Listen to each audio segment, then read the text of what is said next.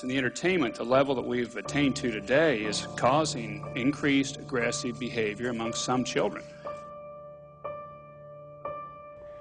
Hundreds of studies and countless congressional hearings have looked at the issue of media violence and have always seemed to end up at the same place. Does anyone disagree with that conclusion, that your violence in films propagates violent conduct on behalf of the children? But for all the endless debate, a basic question remains. Is the issue really about whether we imitate what we see? And if that's the case, why do the vast majority of us watch TV and never commit a violent act? We have become so accustomed to our cultural environment. It's like fish that doesn't know that it's swimming in water because it has never experienced anything else. The late communications scholar George Gerbner spent the better part of 4 decades trying to understand media violence as part of the larger complex of stories we tell ourselves as a culture. And what he found was as remarkable as it was simple. Not that consuming media violence is likely to make us violent, but that it's likely to make us more scared of violence being done to us. The conception that if there is so much violence in the world, I'm at risk.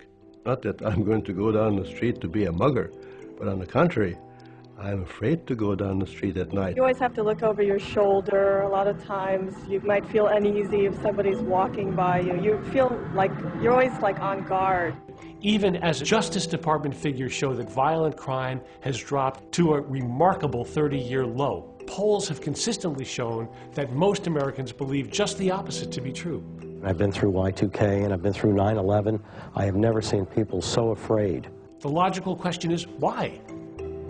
Well, surveys consistently show that upwards of 2/3 of the people who believe crime to be a very serious personal problem say they get most of their news from television. One of Gerbner's most important contributions was to reveal the human costs of the Mean World Syndrome, and he did this by looking carefully at how different groups are portrayed in television and movies. Late this afternoon, 2 men were sent to prison for raping a woman outside. He has a long record of violent arrests. That may not surprise you. Illegal immigration, including many murderers and rapists. Calling for Muslims to attack the embassies of the U.S. and its allies. The FBI is investigating several Muslim men and possible terrorist training in the Washington, D.C. area. Whether we're talking about blacks and Latinos being depicted as violent criminals or Arabs and Muslims as extremists and terrorists, the question with all of this is whether these images of a mean world have contributed to a sense of anxiety and fear that is overwhelming our ability to think clearly and rationally. Born in America, bred here in America, Muslim, extremist, terrorist. He doesn't have a right to be in his country. What? But that has nothing to do with the fact that he was a drunk. He should have been deported.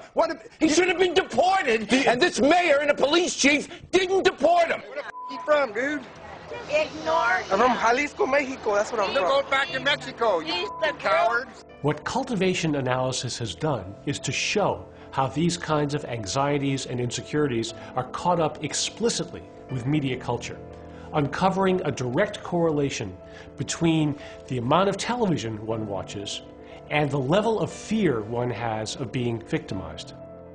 They integrate and absorb a sense of danger, of mistrust, of meanness in the world, is what we call the Mean World Syndrome.